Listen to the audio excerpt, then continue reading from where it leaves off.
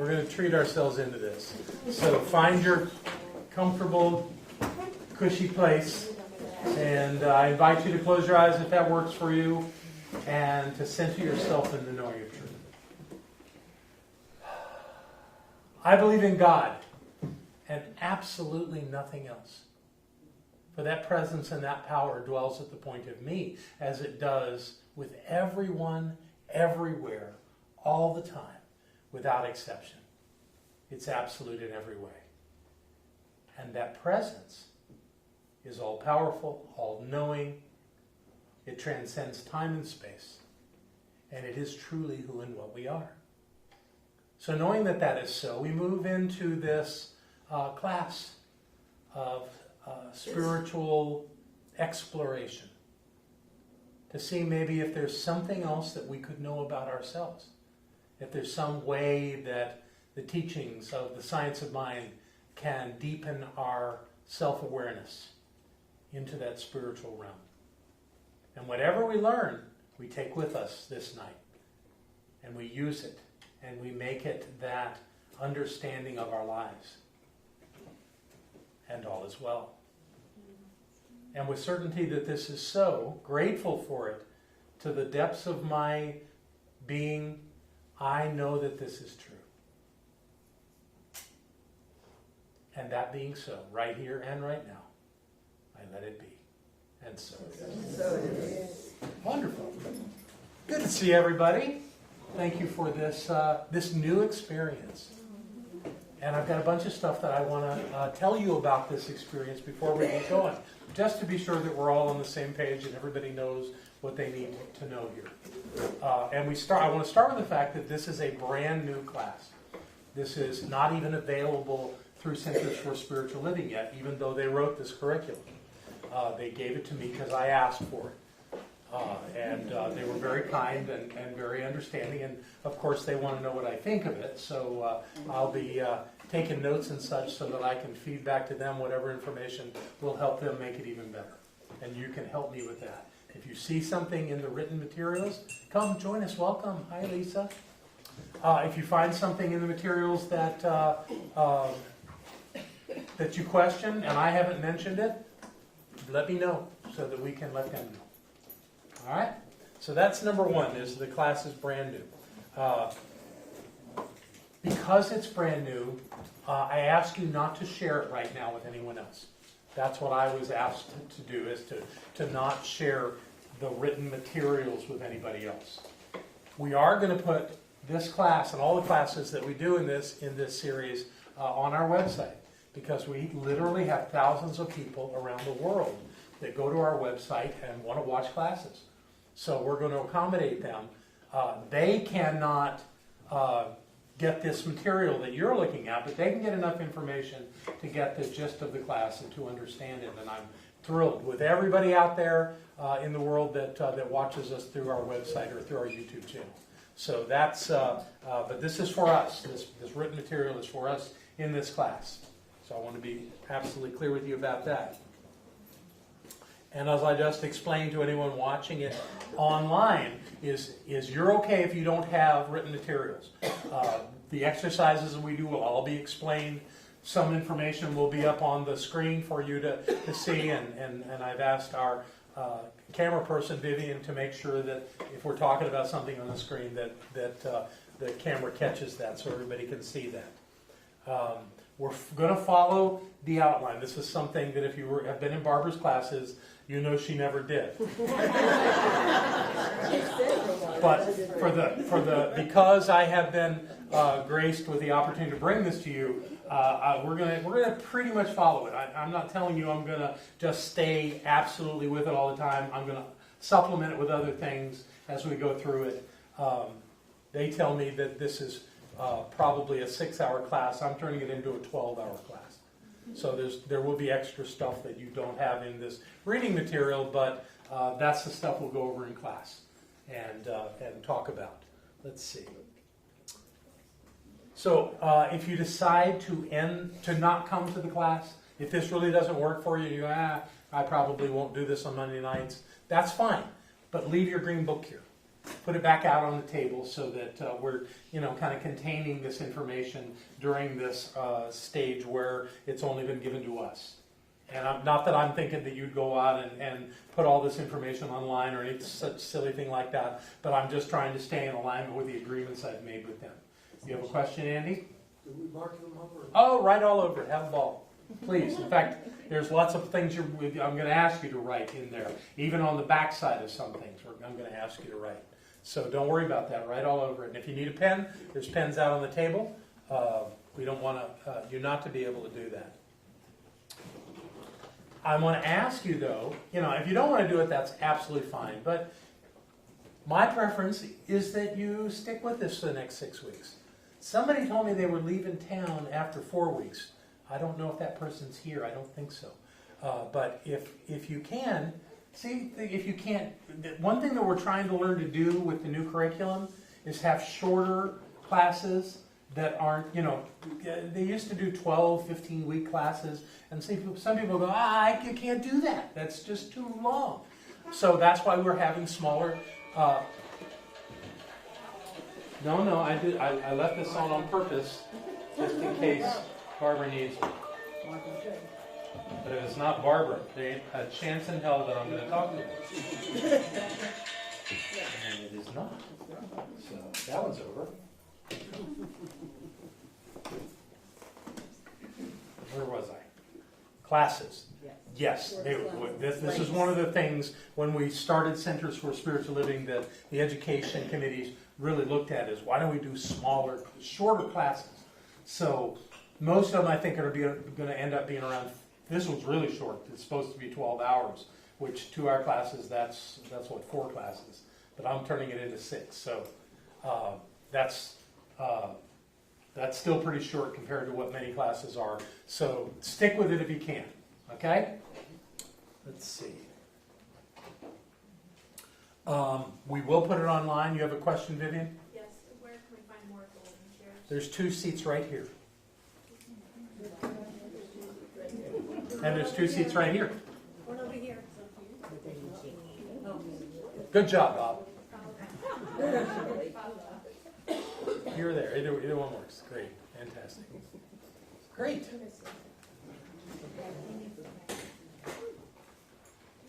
All right. So the way Centers for Spiritual Living has their setup for classes is they spend real money developing this curriculum. They pay people to do it. And when they make it available to us, they would like a return. That's, I don't want to say it's in conflict, but it's a different strategy than we use here at this center. We tend not to charge for classes. What we do is we tithe to Centers for Spiritual Living. And they get quite a bit of money from us. And because of that, I feel justified in doing it the way I'm doing it. But that's going to require that I explain how this works if you want credit for this. Why would you want credit? You may just want credit. You may just want to have a certificate that says that you took this class and you completed it. The 2 things that will be required to do that is that you sign in, and I want to really ask everyone that comes to this class to sign in so that we have a record of how many people come to our classes. And I don't want to make that tedious, but it's not just about you. It really is about us too. So if you didn't sign in, please do it before you leave tonight. And then what will happen next week is that Margot will make up a sheet that has everybody's name on it, and all you have to do is come in and check your name. But tonight we need you to write down your name so Margot can know who is here, and so that we can do that. That helps us. The way it would help you is if you want credit for this class, the main reason, but not the only reason, would be that you may be considering becoming a practitioner. And prerequisites are required to be a practitioner. And so it starts with these classes. So I encourage you, put your name on the list, check in every week. At the end of the class, the way that would work is, the second thing, the first thing is that we need proof that you were here, and you do that by checking in. The second part is that CSL wants a $45 fee to register you. 6 weeks class, $45 to register isn't bad. But keep in mind, at the same time, we're going to take a love offering every night we come here. And that money is for the center. If you do the $45, it'll be at the last class. If you've been for at least 4 of the 6 classes, you can get a certificate with a $45 donation to Centers for Spiritual Living. Now, we're not. Don't write a check to Centers for Spiritual Living. Write a check to the center, and we'll send them one check for everybody, if that's important to you. If it's not, that's fine, but please still check in. Still put your name on the list or tick off your name every week so that we know how many folks were here. Let's see what else I wanted to talk to you about. Yeah, I think I should say something more about supporting this center financially. I look around this room and a lot of you really do, and it's wonderful, and I'm so grateful for the way you support this center financially. It's really important to us right now, especially with Barbara not being here. We run this place and we use money to do it. So that's an important part of what we do. But there's another part of this that I always love to tell classes. You come here, you get this information, and we pass the basket, and you don't put anything in it, and you go home. What do you think the chances are you're going to retain that information you got here if you just came and took and didn't give? What I have found in my life is that when I support something financially, I get something from it. That there's this lovely symbiotic relationship, exchange of energy that really helps. Now, I'm not going to tell you that it's a lost cause if you don't have any money and don't put any money in, but I believe that by offering these classes without a fee, that there would be more of you here, and that you can support the center at a level that's comfortable for you. And again, I know many of you support the center through the mail, through auto giving, through the donation station, through money that you put in on Sunday. And one thing that I want to give one caveat to this. If you are a true tither and 10% of your money comes to this center, I don't know how many of you do that, but if 10% of the money that you get comes to this center, please don't ever feel obligated to put any more money in. 10% is the perfect amount. And if that doesn't work for you to give 10%, then I encourage you to support this class and this center by putting money in the basket when it comes around at the end of class. Yes, April? So if you were to take this class or another formatted class from the Center for Spiritual Living, how much would it cost you if you... Oh, what a good question. Yeah. What is the question? What would it cost if you went to another center and took this class? I can tell you, when I was in Texas, they were $200 per class. Yeah, at least $200 per class. So, and I would imagine some of you wouldn't be here if I said, come and you got to pay $200 tonight to a registrar. So I don't want that. I want you here. I want you engaged in this. I want this information to have an impact on your life. But I still ask you to support the center. Okay, so that's probably enough said about that. So we talked about signing in. We talked about the credits and the practitioner prerequisites and the registration fee. So I think I've got my opening thoughts clear on that. Any questions at this point? Margot? Would you see who all still needs a notebook so I can print some? Oh, great. Does anyone not have a notebook? Are they all gone? Yeah, they're gone. Woohoo! We'll get you one, okay? Great. All And right. Jack just came out. He's gonna be one. Good. Yay. All right. Well, We're together. is it something maybe during the break you could throw together 2 or 3 more?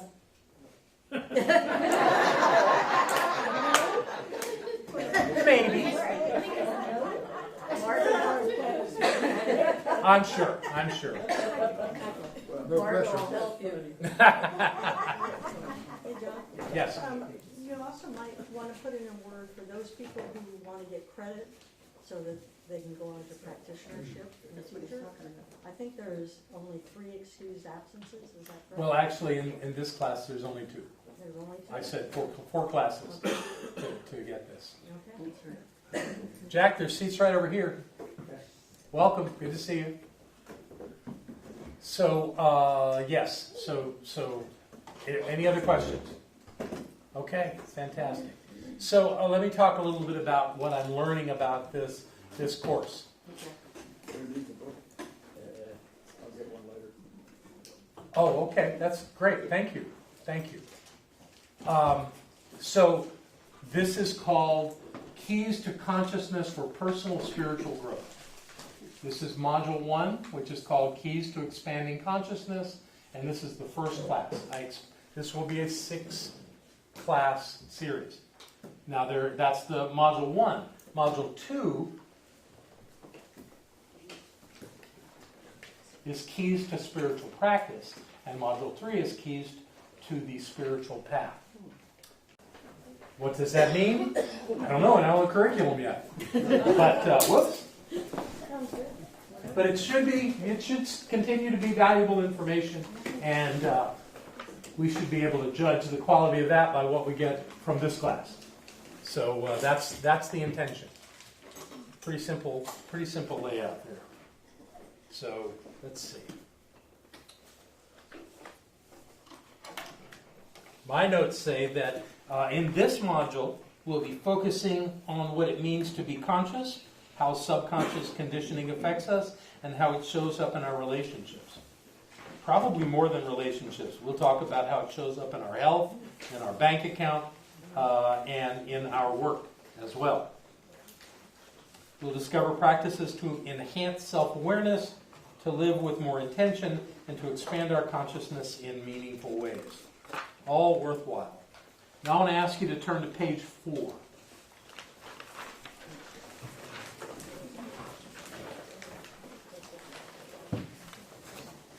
And we're going to start right at the top of this and just kind of work through this description and the course objectives so that we're all on the same page. You already got the, oh, what a good idea, light.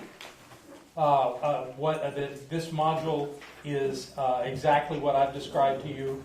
So the course description I think we're good with. The course objectives, let's go through these one at a time. Who wants to read the first one? There you go. Susan, read it. Discover the connection between science and spirituality. So that's an important part of what we're doing here. And that's what we're going to start with tonight, is looking at science and spirituality. And we'll delve deeper into that here in a little while. Somebody read the next one. Discover how the physical universe is a representation of God. Yes, we are going to talk about that.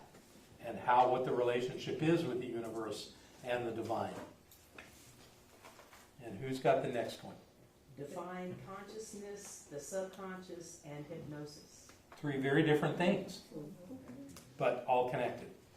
So we will go into that. I don't think we're going to be doing any hypnosis, but we're going to talk about how it works. Somebody read the next one. Identify examples of subconscious conditioning from lived experiences. Yeah, lived experiences I changed to life, but that's just me wordsmithing. Subconscious conditioning. Subconscious conditioning. We're going to talk a lot about what's called subconscious, and we're going to call it subjective too. If you were here from my message yesterday, you heard me talk about that. I like the word subjective. Barbara does too. The idea that that mind is subject to to what we put into it. So the question is, how aware are we of what we're putting into it? And how aware are we of how it's impacting our lives? So I'm sure we're going to spend a lot of time talking about that. April, you want to do the next one? Understand how subconscious conditioning impacts our relationship with others and contributes to the systemic problems in society. So, how the individual can use... Are we on the same one? Read that again? That's not what it says in my book. Okay? I want to listen to you rather than read it. Understand how subconscious conditioning impacts our relationship with others and contributes to the systemic problems in society. Okay. Yeah, that wasn't here, so I wasn't prepared to talk about that. Okay. But it does absolutely make sense to me. But the thing that surprises me about that one is that we're working on personal spiritual growth. Yeah. And when we start talking about society, we've moved into the collective. And that's really a different conversation. Capitalize that in your book. Weird. That's all right. But actually, let me make a note here, because that's something to point out. Well, how you relate to society is a personal thing, so. It is, but how society is functioning is a collective concept. But it's So- about how our relationship with others, so it is about the individual. Okay, all right, I can go with that. I'm sure I'll read it again, but I'm not sitting up here in front of everybody and see how it lands for me in that way. I've just made myself a note here. What mine says is understand how an individual can consciously use the creative process. That's like understand from ours. Is it really? Yeah. Wow, that's the only one I have that starts with understand. Okay. Appreciative Well- of the feedback. Yes, absolutely. And mine has draft written all over it. So apparently maybe you don't have the draft. What's the next one say? Describe the power of taking responsibility for consciousness and consequences. I think I heard a talk about that one. That's good. So I'm sure we'll talk about that some more. What's next? Compare the creative process to seed, soil, and plant.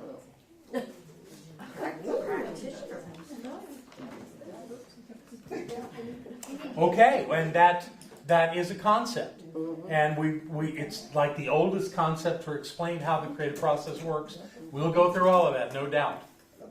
And everyone will get something out of that, some nuance out of that that'll help explain what's going on with the process. I love to talk about that. What's the next one on your list? Understand how an individual can use the creative process. That's the one I have. But I've added the word after can, consciously use the creative process. Because we're all using the creative process all the time. That's not new. That's not that. In fact, that's what I think some people don't understand about the science of mind, is that you're actually gaining some ability to use something that you weren't using. That's not it at all. Everybody's using the creative process. Everybody is, as Holmes said, impressing the law with ideas that then become the experiences of our lives. Everybody's doing that. That's how it works. The question is, how aware are you of that, and how conscious are you about what thoughts you're impressing into the law, into the mind of God? That's what's important, is to be conscious of it. You're already doing it. We all do. You know, everybody that's in that moment of their life's a mess, nothing's working, those are their thoughts showing up in their lives. You know, so it's not that we're trying to do something new. We're just trying to do it in a manageable way that serves us, rather than doing it in ways that don't. Or at least that we think don't. Okay, that's great. What's next?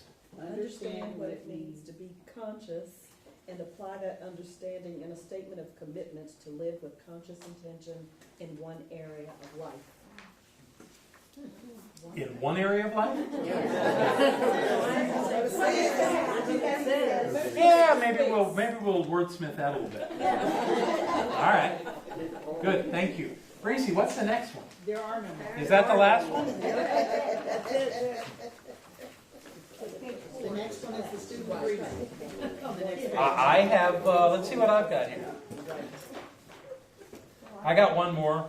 Experience the use of intention setting, affirmations, and gratitude as tools to change beliefs and manifest the life you desire. You didn't get that one? Okay, well, you don't get to do that. I'm kidding. Can I motion to amend that page? Yeah, we're gonna amend a lot of this. I have one more on the next page. Commit to ongoing use of the creative process to achieve and manifest a personal goal. They didn't give that to you, huh? All right. We can write that on the board list. Yeah, it's a good one. It's a good one. All right, so now we're down to what's called student agreements. Yeah. Okay, these are agreements, and I want to start off by talking about what an agreement is. This is one of the great gifts I got from my Native American teacher, Will Rocking Bear.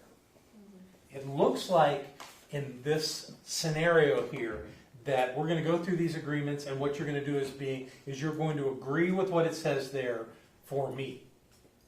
That is not what you're doing. All agreements are made with yourself and no one else. So you can have people that witness your agreements, but really the only one you're promising is you. So we have no agreement police here. Nobody's going to walk around and say, well, number 3 here you weren't keeping. That's not how we're going to do it, ever. But this is for you to look at how you want to play this game, how you want to be a part of this process that we're going through. And so we're going to go through them. And if anyone here wants to amend one or clarify one, I want you to take the time to go through this so that we're all basically making the same agreement to ourselves as we go through this. So we'll do these again one at a time. Who hasn't read something that would like to now? Sandy? I agree to be on time at the beginning of each session and after breaks.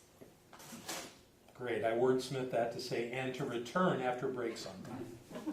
And I have a question in regards to that. Okay, let's How long are the breaks? We're going to do what we always do in class. We're going to take a 15-minute break. It's 15 roughly. minutes. Yeah, Okay. I'll close, take the break as close to 8 o'clock as possible, and at 8:15 we're back in our seats ready to go. Everybody's pretty good with that, I think. And you know, like happened tonight, there's traffic issues. I'm not asking you to counteract traffic, but please, as best you can, you know, plan your time so that you're here so that we can start on time. Okay? Because I don't want to go late. I want to be, as much as this is saying that you agree to be on time, I'm going to agree not to keep you beyond time. And I've been known to do that. So that's a real agreement on my part to say I will end this class at 9 o'clock. Okay? All right. Very good. Any other thoughts on that one? Okay. Who wants to read the next one?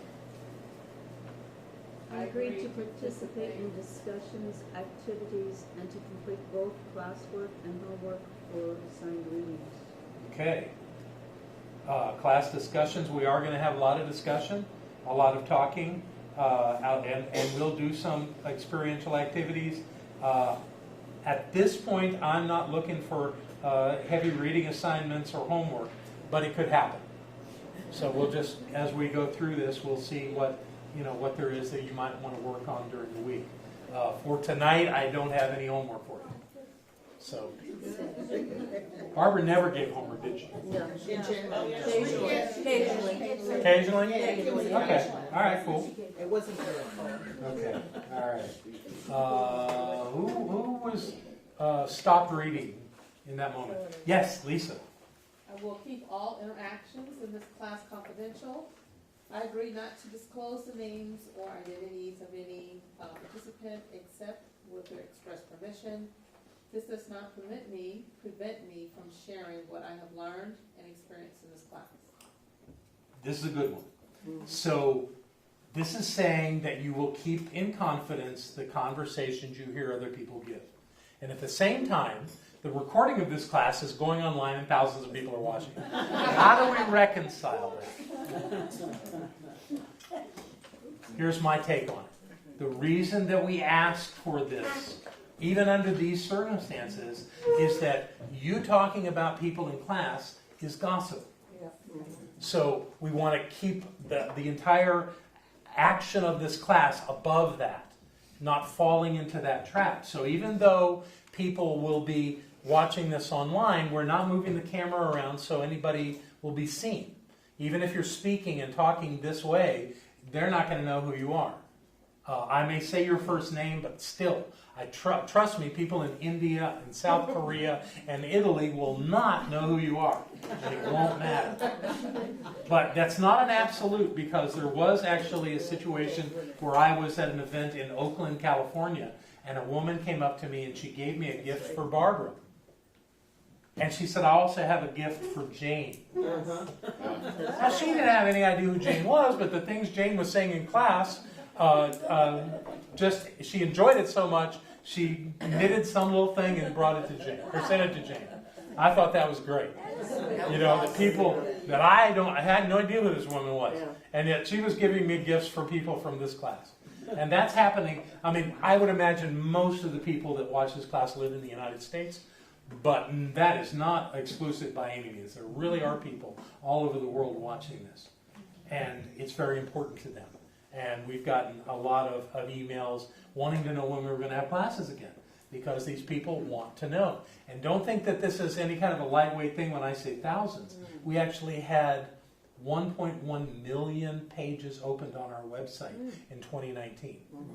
That is not shabby.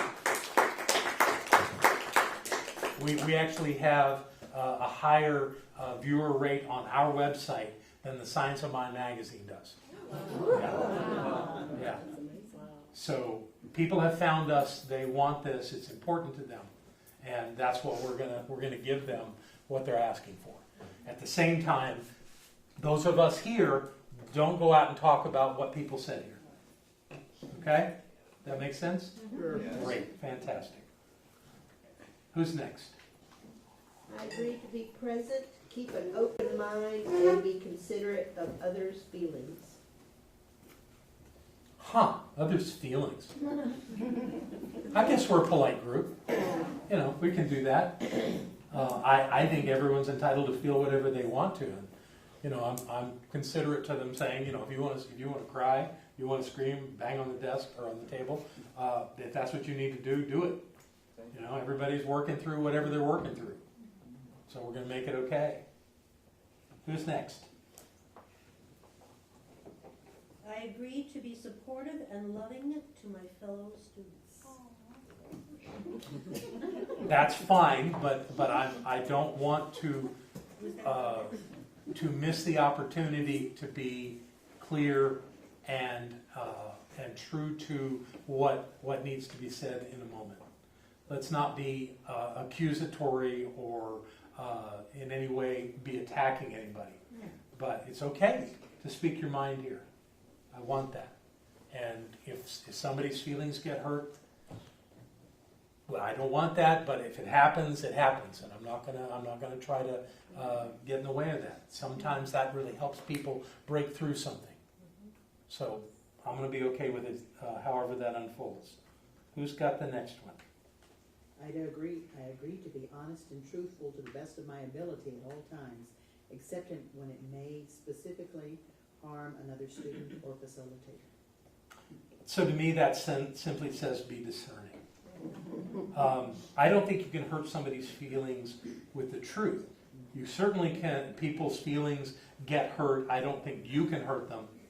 But people's feelings get hurt when they feel like they're being attacked or they're being ridiculed or put down or something like that. So let's avoid those kind of activities. But I use truth in a very different way than most people.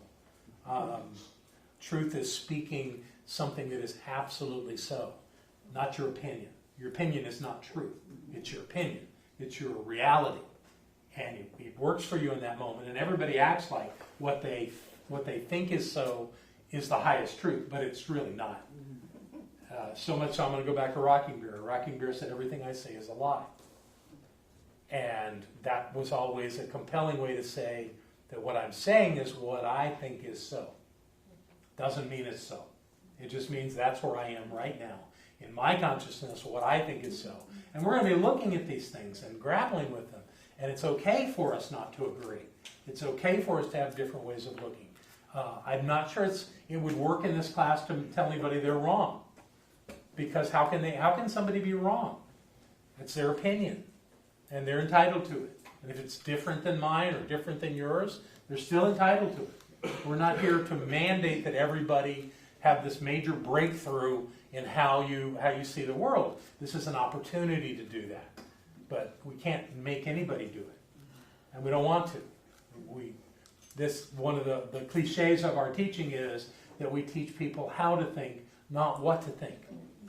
And that's what we're working on, is how do you approach these issues in your life? How do you break through these things? What are the methodologies for that? Not to say that you or I have the absolute answer to anything.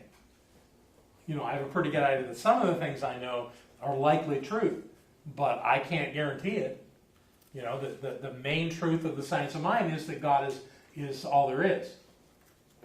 Okay, could that be said at a higher level? Maybe. We may talk about that. We may talk about that tonight. So don't be concerned about that. Just we're doing the best we can with this, and I'm not thinking that any of us are into a place of being dishonest or lying in this class. And I don't want you to hold back if you have something you want to say. It may be something that other people in the room need to hear. Okay? Who's got this next one? Oh, I got it. I acknowledge that this is not a therapy session. Sharing is a vital part of Science of Mind courses, but if I feel compelled to share my problems at any time, I understand and accept that my sharing must be in high consciousness for the purpose of understanding and using Science of Mind principles to resolve and gain tools and strategies to support me in dealing with life conditions. Well, that's a mouthful. It's not therapy. We don't want to go deeply into someone's concerns in their life, but we do want to have everything that we talk about, that any of us talk about, spoken in the context of the teachings. And if somebody needs help with that, we'll help them with it. But we are not here to have people unload. Okay? Yes? Jen. Semantics is important to me, and this last one says, I acknowledge that this is not a therapy session. And number 1 says, I agree to be on time at the beginning of each session. So I would well, therapy is the operative word. I would encourage number 1 to say of each class. Great. Good point. I'm going to circle that and write the word class. Thank you. Good point. Anything else? So what I mean by anything else, are there any other agreements that come to mind that you think it would be beneficial to talk about right now? You like these? Anybody absolutely against any of these? Okay, then we move forward. So what I want you to do, I want you to sign where it says student signature and put today's date, which is February 3rd.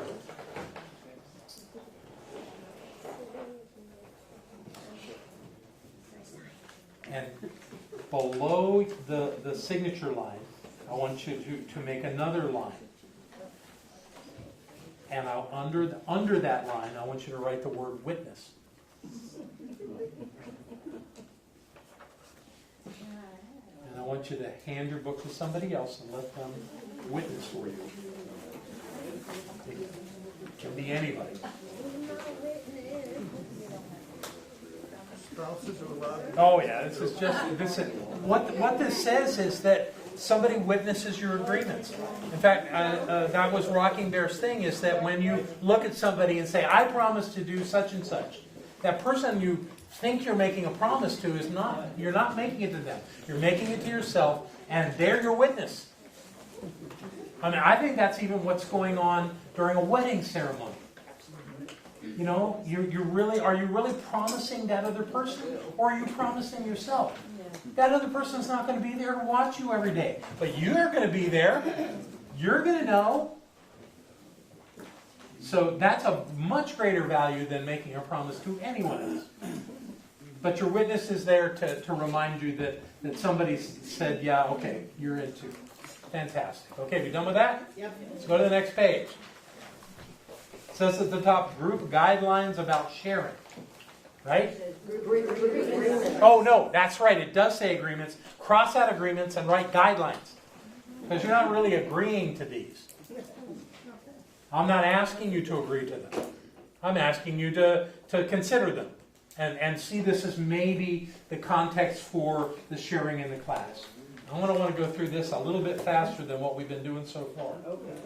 So, why we share. In order to enrich course content, sharing is a vital part of most spiritual development enrichment courses. The purpose of sharing is multifaceted. Sharing is to allow participants to acknowledge their own progress and be recognized.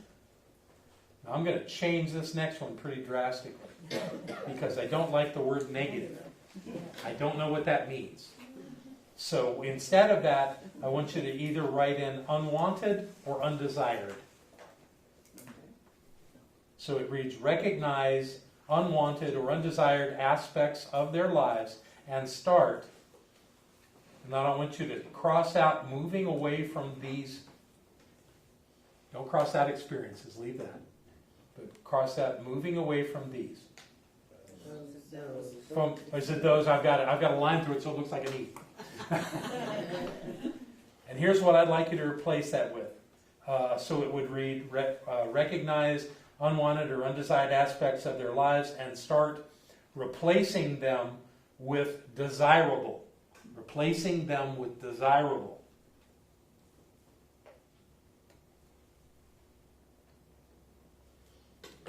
I never want to ask you to move away from. Here's why.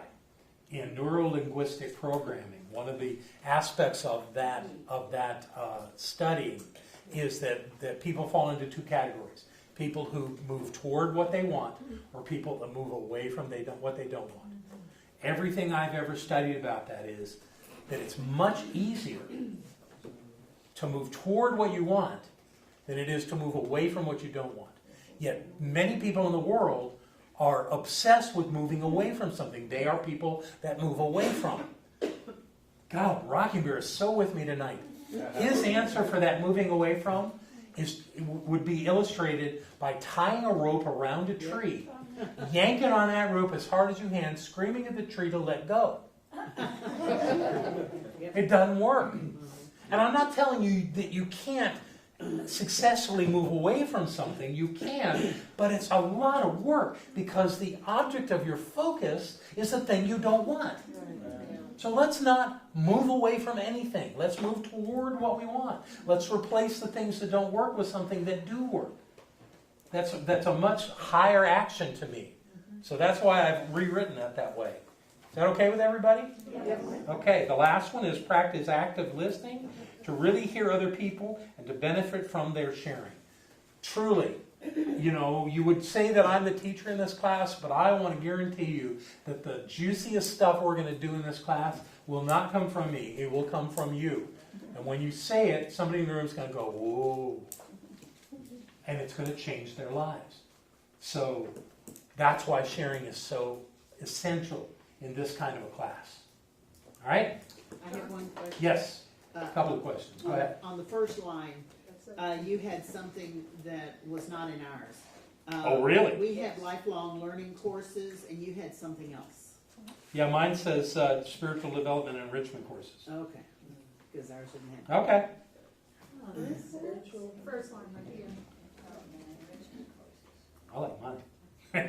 So can you say it again? Spiritual? Spiritual development and enrichment. All right. Next one. How we share.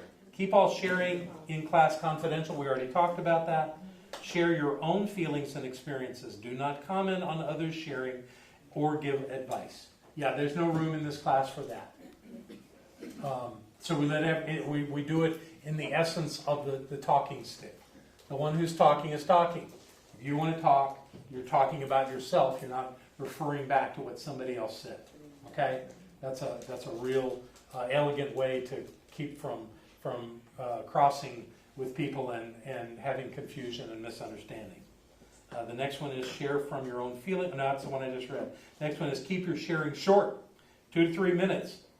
No backstory, just the important facts.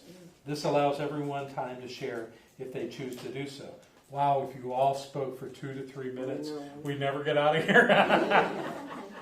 So we're going to consolidate that. I've got ways that we're going to do that. But we do want everybody to have a chance to express themselves. That is important in this class. The last one there is share once in each class session. Wait until everyone has had a chance to share before asking to share again. Apparently this was designed for small groups. I don't think we're a small group. So I'm not holding you to that. I'd rather say that make your point, make it quickly if you want to speak. But we are going to do exercises where everybody gets to share. So I'll show you that. That'll come up very soon here. This last one is how to enhance sharing and listening. As sharing begins, center yourself in love and compassion. Be aware of the precious gift you are being given when someone else has the courage to share. I agree. Make the space for sharing without categorizing what you're hearing as positive or negative, good or bad. I could not agree more. What everybody says is theirs to say. It isn't good or bad. It isn't right or wrong. It isn't positive or negative. It's just what they're feeling, what they're thinking. Okay, and the last one is be sensitive to the amount of class time you spend sharing. Obviously, that comes from decades of people trying to control the class. All right, get back to my notes here.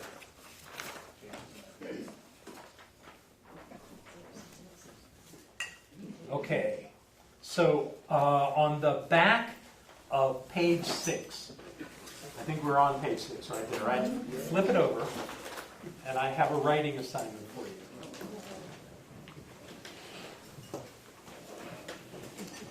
I want you to describe what consciousness means to you. What is consciousness? Write like a paragraph. And we're gonna go ahead and stop the recording so that and just come back when you've written your paragraph.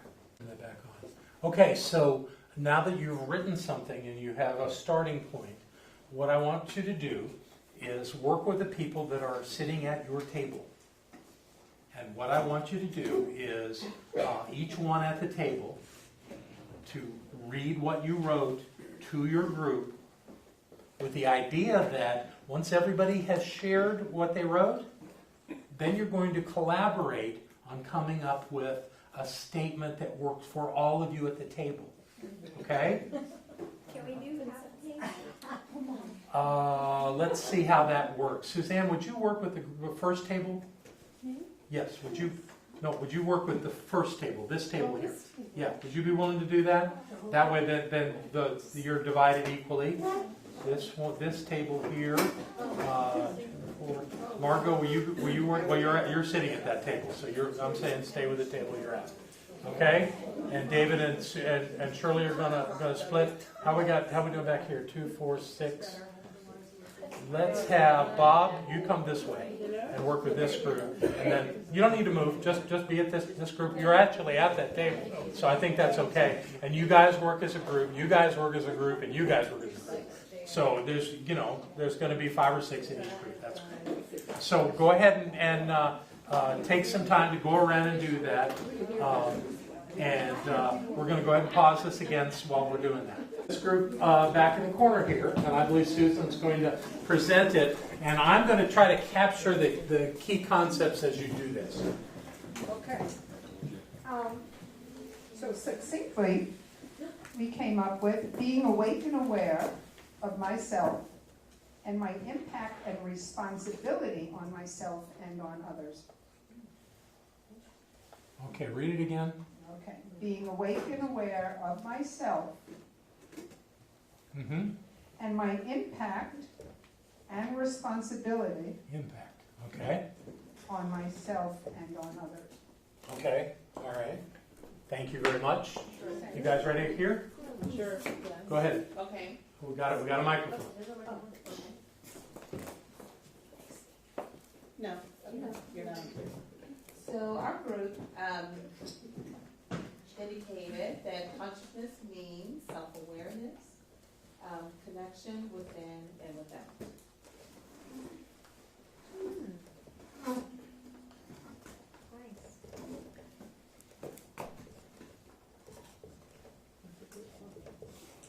Thank you. Hand it back to this way. April, it's behind you.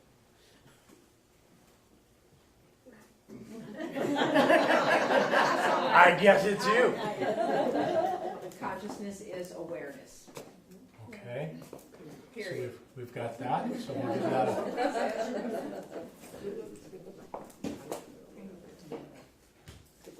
Being awake and aware of the self with a capital S. Okay? This was logically going to happen, so this is fine. Being totally aware of your surroundings and emotions and needs, being in the present moment.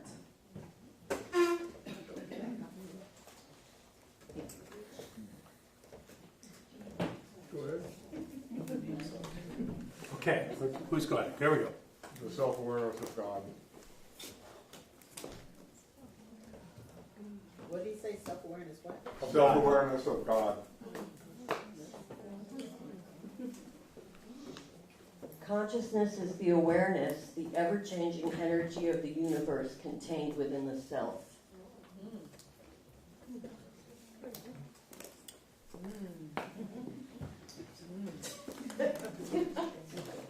I guess there's only one mind, so we start off with just, as April said, consciousness is awareness, but decided to expand it. Consciousness is being aware of the infinite nature of life, with a capital L, which is within one's mind, and the connection to the one mind, or divine mind.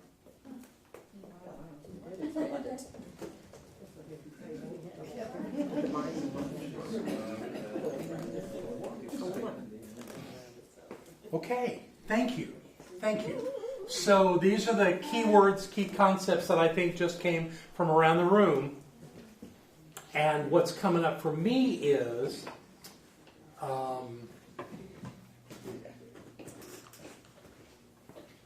I think awareness certainly plays a role here. But what if someone is, well, let's just play with some of those bad boy names that we know. Was Hitler conscious? Yes, absolutely. Yes. Osama bin Laden conscious? Yes. So, Who said consciousness has to be positive? oh, it doesn't. That's the point. Yeah. Is that every human being has consciousness. Yes. What we seek is not consciousness. We already have it. What we seek is to develop our consciousness to move to a higher level of consciousness. But that's our goal, our intention, our task. But it isn't required for consciousness. Yeah, that's right. So does a rock have consciousness? Sure. Absolutely. Good for you. Everybody sure about that? Absolutely. The native people believe that rocks have consciousness. They say that they are the witnesses of everything that's happened on this planet since it has become into existence. And if you think about it, there's an intelligence to a rock or it couldn't exist. The atoms and the molecules in it have to have the ability to know how to exist so they can collectively be the rock. So that being so, is your body conscious? Yes. It is actually. Yes. Are you your body? No, partly. Yes, you are. No. Yes, and no. That's why I said partly. So, what if you're not your body? What if you're something that uses your body? Yeah, so Rhonda says it's your spaceship. It has consciousness, though. It does. In fact, my first spiritual teacher said that we have to be good to our humans, suggesting that we really aren't human. Our bodies are. Because our bodies have those qualities of humanness. We're pure spirit. Yes. So the task of consciousness comes through our being spirit. Us, not our bodies, not any other aspect of this human experience for us, but that we are actually something greater than that. So the word that sticks out for me in this batch is self-awareness. That when we become aware of ourselves, even if we aren't aware of our divine nature, if we're not aware of our divine nature, we still have consciousness. And there are plenty of people that argue that on the planet, that not God. That's the most ridiculous idea ever heard. That doesn't mean they don't have consciousness.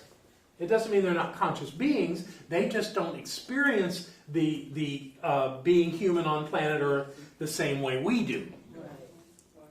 So the question was, what is consciousness? The module we're in is about expanding consciousness. But we all come to this class with consciousness.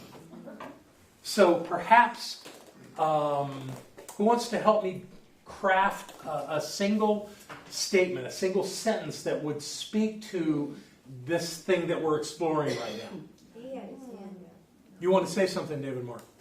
Well, I was going to say, you already... Well, let's get you on the mic if you're going to talk.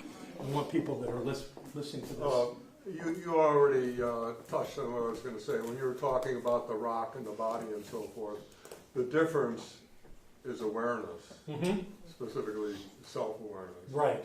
Right. So maybe these things we're talking about, rocks and bodies, isn't really a consciousness, but an intelligence. Right. Maybe that's what those things have. Still the consciousness of God. Right, which is everywhere and always. Exactly. Right.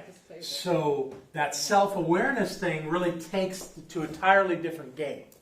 When I become aware of myself beyond my body, beyond my emotions, beyond my intellect, and I become aware of myself, it takes me to that place of finding something extraordinary. And so perhaps what we're looking at here with this consciousness thing is that we all already have it. The question is, how can we use it effectively to have the lives that we want? And that may be what we're looking for here. So consciousness is. Consciousness, well, according to Descartes, I think, therefore I am, we could probably stop at consciousness as self-awareness. However you perceive that, to perceive oneself. And isn't it interesting that the human experience did not have a strong sense of what this consciousness thing was until, I don't know, 300-400 years ago. At least, that's not fair. I don't know what they were doing in Asia. They may have had this thing figured out way before Europeans did. Yeah, sure. And people in India and China and such, there were some great thinkers in those worlds. So perhaps it's not as new in the world as it is in the European model or the Western model. But really, it comes down to self-awareness. So consciousness is self-awareness. Okay? We got a statement. With that, Sherry, you want to explore that more? For me, it still feels like a little bit of limitation to it. Well, it's a starting point to build on. I get it. I understand that. I guess what came up for me is when we Whoa. speak to... Where's the mic? Yeah, let's get this on the mic. Thank you. Good, I'm glad you're doing this. Is it on? Yeah. Okay. So when we used to speak to higher states of consciousness, expanded states of consciousness, so is it an awareness of just all that is? Life, isness, awareness. Well, it's a starting point. That would be inclusive of everybody. The higher states of consciousness, expanded states of consciousness, take you more into that realm of a divine awareness. I believe anyway. So that would, okay. Yeah. But I think just to name consciousness, what is this thing consciousness? Maybe it is only being aware that I'm here. Although I would say that most people think, or I don't know if that's true, but I would imagine that most people think that because they have a body, that they're self-aware. But if they identify with the body only, then that's not a high level of consciousness. Right. But it is a level of consciousness. Yeah. So we don't leave anybody out on this. Every human being has consciousness. Everything that exists has intelligence of some sort, or it couldn't exist in physical form. So all of that's there. But the thing about consciousness is, I think, therefore I am. I'm aware of myself. I'm aware that I'm here. Not my body, but well, maybe at a starting point body. But that what we're seeking to do is moving to a greater sense that we're not our bodies, that we are really something beyond that. That the same way we are aware beyond that, yes. Okay. And that by developing that awareness, we take a greater sense of, control isn't a great word, but incest, that idea of I'm creating my life, that I'm the one in charge of my life, is a higher level of consciousness, as opposed to everybody's picking on me, which is consciousness, but not a very high level. So that's what we seek, but we found that the key to consciousness is self-awareness. Now what do you do with it? Now what do you do with it? That's what we're here to work on. Okay? Does that work for you? Yeah. Okay, good. She's wanting to have her hand. Yes, Judith. Oh, yeah. Whoa! Not to worry. It's all good. Okay, what I really came up with, and this kind of just fell out of my head. Consciousness is my awareness of the interpretation I create that causes me to understand the God that I am. Whoa. That's beautiful. And I think that speaks to a high level of consciousness. And I was trying to, not go into levels of consciousness, but that was beautiful. Yeah, absolutely. Yeah. Who else? Yeah, sorry. Along with that, I had just put initially, consciousness is my expanse of knowing truth. Again, high level of consciousness. Right. And that's what we're going to keep hitting, because that's why we're here. Yes. We want a high level of consciousness. We want an expanded consciousness. So I don't argue with any of your statements. They're beautiful. But the starting point, the place we begin, the baseline, is self-awareness, is consciousness. Okay? And does anyone disagree with that? Okay, from there, we continue on our exploration of this. So we're going to shift gears a little bit. Thank you for that. That was, sometimes it isn't about getting a bigger answer. Sometimes it's synthesizing it down to a very direct, simple, targeted response that'll get you the most. So what I want to talk about now is the next assignment we're going to do. And what we're going to do is a look at a guy which you probably already noticed is in your notes. Carl Sagan. Carl Sagan, known as the astronomer of the people. Anybody here not heard of Carl Sagan? Excellent. Excellent. Good. We've got some people to share with here. So in your book, it starts with a statement, but I don't want to start there. I want to tell you about Carl Sagan. Carl Sagan was known as the astronomer of the people. He was a pop culture icon in his day. He is American. He was American. He has transitioned, but he was an astronomer, a cosmologist, an astrophysicist, an astrobiologist, meaning that he studied life forms on places beyond planet Earth. And an author and a researcher. In 1968, he was named director of Cornell University's Laboratory for Planetary Studies, and he worked with NASA on several projects where he helped solve mysteries of the high temperature of Venus, the seasonal changes on Mars, and the reddish haze on Titan, Saturn's largest moon. He popularized astronomy and wrote over 600 scientific papers and several books about astronomy and natural sciences. His most popular work was fiction. It was called a novel that he wrote entitled Contact, which was made into a feature-length movie in 1997. It was a Warner Brothers project which starred Jodie Foster and Matthew McConaughey. Yeah. It's on my TV. Yeah, and so this guy really impacted the world of science with his way of approaching it. So lots of great things to say about him. I was going to show you if anybody remembers the movie Contact. Great movie, great movie. So another thing about Carl Sagan is he was let me say it right, he was a pantheist. Here we go. So a pantheist is different than a deist, and it's different than a panentheist. So I thought I'd share those ideas with you so that you had a sense of what we're talking about here. Deism. To be a deist is to have a belief in the existence of a supreme being, specifically of a creator who does not intervene in the universe. This is different than the Judeo-Christian principle. The deist says that there's a God, but God doesn't mess with us. The term is used chiefly relating to an intellectual movement of the 17th and 18th centuries that accepted the existence of a creator on the basis of reason, meaning something had to create all this, but rejected belief in a supernatural deity who interacts with humankind.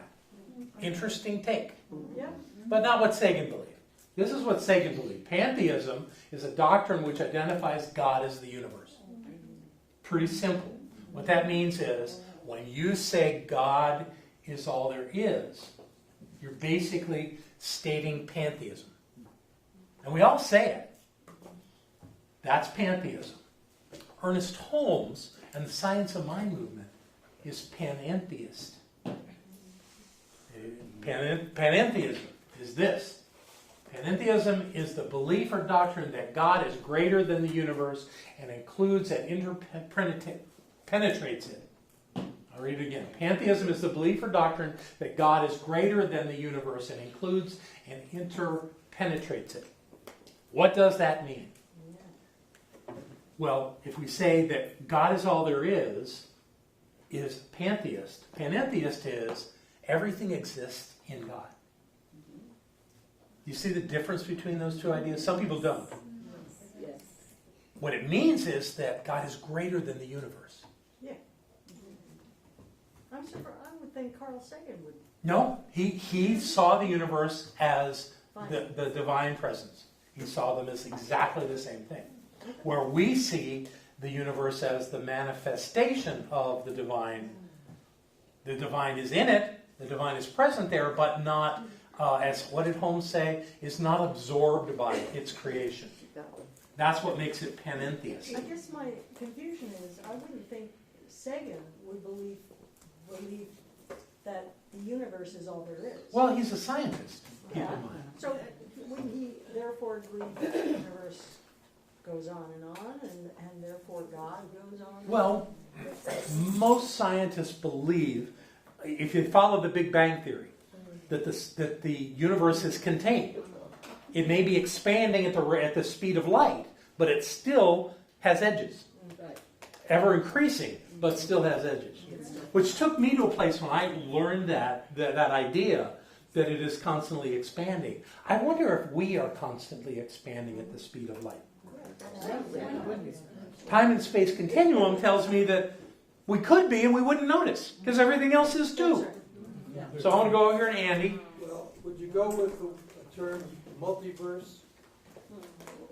Sure, there are people that believe that there's a multiverse, but panentheism says that there's something greater than the physicality of form and time and space. That there's something beyond that. And could there be multiple layers of the universe or multiple universes? Sure, of course, absolutely. But the distinction between those two concepts remains. That there's something greater. And I like that it interpenetrates. That's something that we heard from, what was his name? Wallace Wattles. That God penetrates the inner spaces of the universe. Which is a lovely thought and is panentheist in nature. Bob, you want to say something? Well, I was just going to say that if you take the all of God, the all that is, if you look at the concept of the all that is, I think it may have gotten turned off. No, it was Is it on? Okay. It supersedes time and space. Once you're beyond time and space, in that other dimension, the all that is complete, which is whole. Right. So it's something beyond the trappings of the physicality of life. The thing that we see is expanding at the speed of light really is only our limitation in terms of what we see as time and space. Right. Because beyond that, it already exists. Right. Lovely. So I thought I'd just share those ideas with you so that you were clear about the distinction. Everybody clear about the distinction? Can you go back to the other one? That one? Yes. God is all there is. And all would be everything that we can identify. I think in that model. Which makes the universe or multiverse God in this model. And that's kind of where Sagan was. I don't make him wrong about that. In fact, that's a pretty high consciousness to see it that way. We just, take it a little, just with that one little step further. Okay, so that's Sagan. And now we go to the page in our work that talks about Sagan's quote. That's on page 7. Get over to my page 7. So the statement's pretty clear. The notion that science and spirituality are somehow mutually exclusive does a disservice to both. That's the quote. Then the question is asked of the curriculum writers, what do you think Carl Sagan meant when he said this? That's an excellent question, and I'd like you to explore that. How does this relate to your experience or understanding of religion? And I go, wait a minute, who said religion? Yeah. Right. Because I don't identify spirituality and religion as the same thing at all. So I'm going to ask you to cross out the word religion and write spirituality. I don't think you're going to have a lot of struggle on the idea of science. Science is a pretty straightforward thing. It's a discipline that explores the natural universe. That's what science seems to be. But I want you to just for a moment here, think and write in this little section here, what do you think Carl Sagan meant when he said this? And also in the second question, did this statement make you think differently about spirituality? Can I ask you a question? Sure, of course. I'm not really sure what the definition of mutually exclusive means. It means that they never intersect. Okay, thank you. Yeah. Yes, David Mark. Just as an observation, by changing religion to spirituality, is what you're doing is you're already taking what this course is all about and expanding consciousness. So that, in essence, you're minimizing the course a little bit by changing that name. Maybe I am. I can't make the bridge from a quote about spirituality and talk about religion. They just are different concepts to me.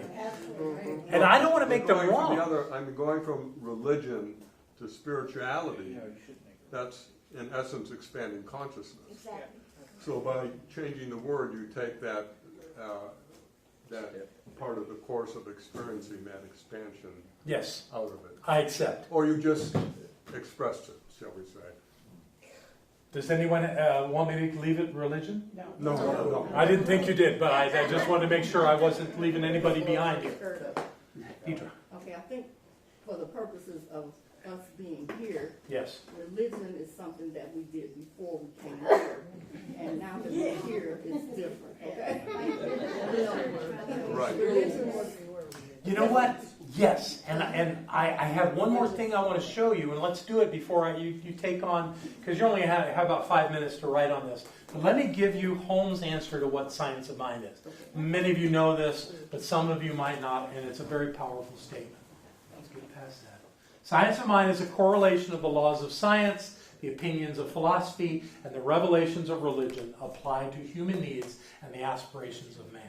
That's what Holmes said this teaching was about. Which brings us science, philosophy, and religion. The word religion was the thing at the time. The reason he didn't use spirituality, because there was a whole movement called the spiritualist movement, which was very specific. And if you said the word spirituality at that time, it related in context to the spiritual movement, the spiritualist movement. Thank you. So that's why it wasn't used. That movement isn't the same powerful presence today that it was then. So if I were going to rewrite that, I would change the word religion to spirituality. But that's what he said. I do have a second part, which was really my first part. I was kind of piggybacking on this. Okay. With the pantheism and the Pantheism, yes. Okay, so if Sagan believed that the universe was God, then that means that we are under the control of that, right? But if we believe that God is a part of all of us, then we have more. Yes, and I think it's that place of interpenetrating that kind of answers that the presence of the divine is everywhere, always, without exception. So that's why he was not quite right as far Yeah, as. well, and I won't make the man wrong, but I will say that obviously there's still evolving consciousness around that, as there should be. You have a thought, Karen? Yeah, I was just gonna throw this out there, you know I used to be a minister in another religion. I still see you that way. And I actually got in trouble with the board one time because when I wrote a paper that I had to turn into them, I told them that their belief was a philosophy. Oh, they didn't I like got in that. big trouble. Yeah, I'm sure. And yet, the whole idea of consciousness started with a philosopher. Absolutely. At least in the How can you Western not world. be spiritual and not have that philosophy? Exactly. Most philosophers were very much into a spiritual context. My favorite philosopher is Spinoza, because he could see the limitations of having a religion with an external deity, and how that was just people mirroring how they saw themselves into what they saw as God. I love that. Was there a hand up over here? Yes, Suzanne. I'm wondering about, I feel that we're being a little nitpicky defining pantheism and pantheism. And one reason is that I can't tell you how many times I've heard it in the many years I've been in science of mind that God is all there is. Oh, I know. That's like the statement. Yeah. I can't argue that. It's there all the time. I mean, Yeah. they're really both saying the same thing to me. There's just a more practical approach in pantheism. Well, you can say that all is God, or that all is in God. And that one little word "in," I think, changes the equation. At least that's how I read it. That God is greater than the allness of the universe. That's the idea. So, okay. Yes, Rick. I don't have a problem with it, because when you use the word all, you're going beyond physical matter. Maybe. If you Maybe. I am. Well, you may be. All. But I would imagine that most people thinking all are thinking stuff. Yeah, form. Very limited what you're thinking. Well, you can say that. You can say that. But there's also a nothingness about the divine. So yeah, there is, and that's a general concept in Eastern philosophy of the nothingness of the divine, and it's a powerful place. It's used in meditation. Take yourself to a place of nothingness, and most people don't think that's part of the all because there's nothing there. So it just depends. Yes, just Judy. real quick, I'm a chaplain now at a hospital in Hendersonville that is religiously based. Yes. And I'm running into some interesting situations between science of mind and then helping people with praying in their tradition. So this is really good for me. I really appreciate it. You got it. Just want you to know that. Thank you, Judith. Okay, we have more thoughts. Kate. When it says that God is the universe, right away that to me limits it, because the universe has limits. The universe can be defined with limits, and God cannot. Good for God you. is beyond. Sounds like you're a pantheist. Yeah. Hand that back to Drew. He's got something. When they say God is all there is, okay, if my mind goes, we were talking back a bit about energy, like electricity. Well, energy is matter, matter can't be destroyed, energy can't be destroyed. Well, if God is all there is, God is also all there is not, which exists as potential. There you go. That's a whole different realm. Wow. But in saying God is all there is, are you absolutely including God is all that's in potential? I don't know. Depends on the person saying and thinking it. Great. So take a minute to ponder what Sagan says. The notion that science and spirituality are somehow mutually exclusive does a disservice to both. What could that mean? They're the same. That would definitely be an approach. separate them. Well, just write it down, then we're gonna run around with it for a second.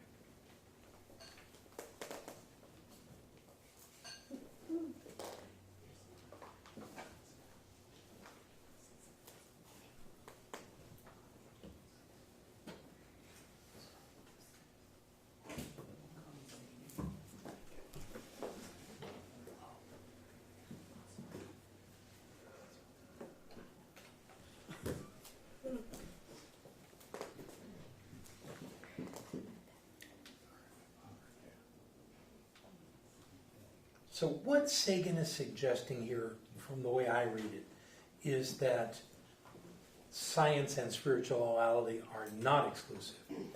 What if he had said science and spirituality, what if he had said science and religion are mutually exclusive? Are. What if he had, let me just not give it to Sagan, give it to me. I say to you, science and religion are mutually exclusive. Yeah. No?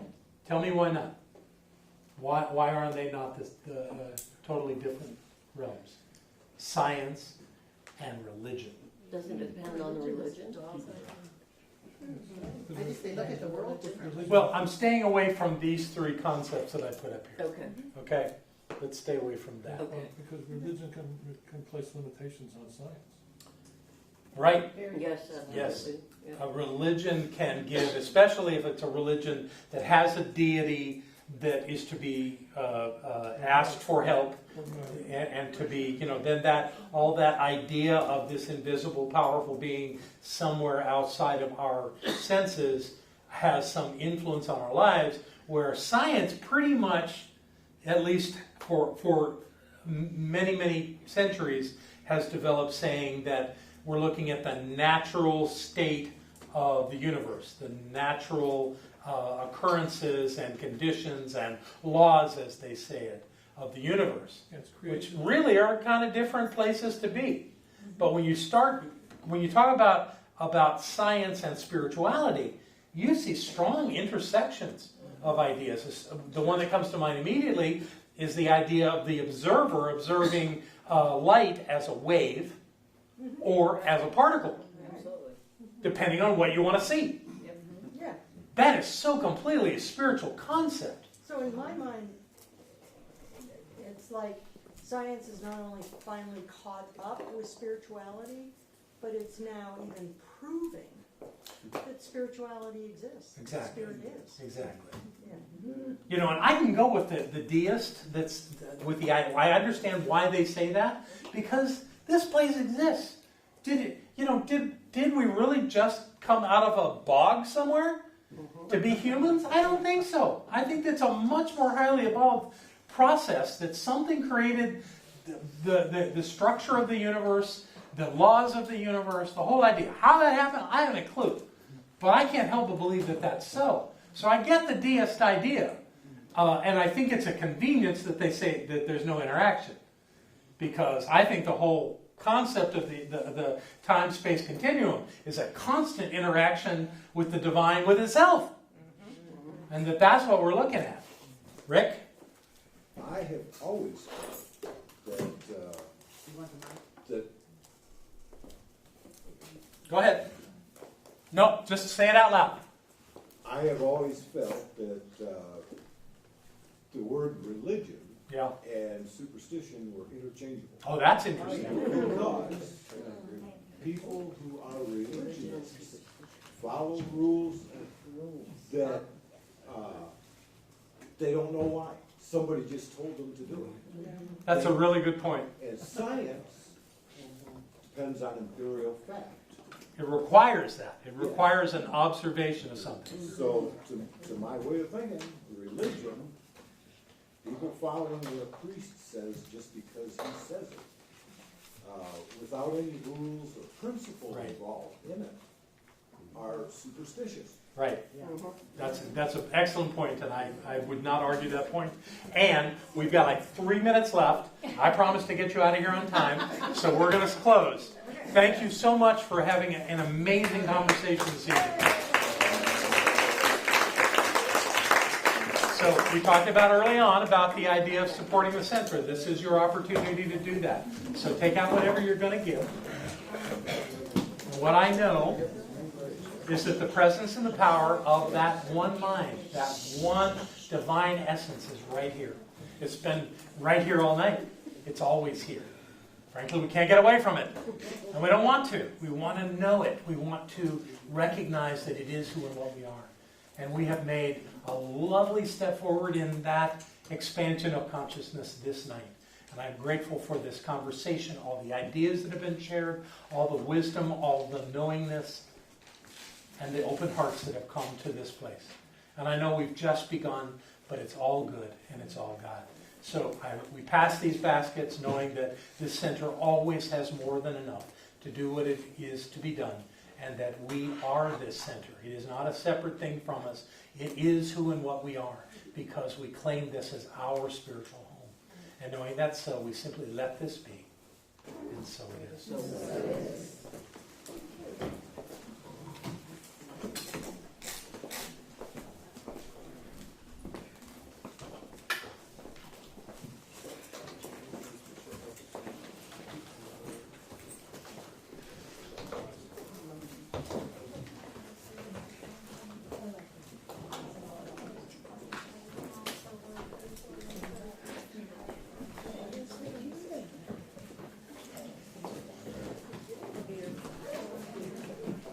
One last thing to do is we always bless the gifts. We always do that. This is something that a lot of centers don't do, but it's important to us here to receive these with gratitude consciously and to have you be the witness of that. So I accept these gifts. I accept these gifts with an open heart, with gratitude, abundant gratitude, that there are people like those in this room right now that love this center, that believe in this teaching, that are using this to create the life they want to have. It is not a panacea, but it is the truth. It is that which we use to create our lives. And I know all is good because all is God. And I let that be true for me and for all of us.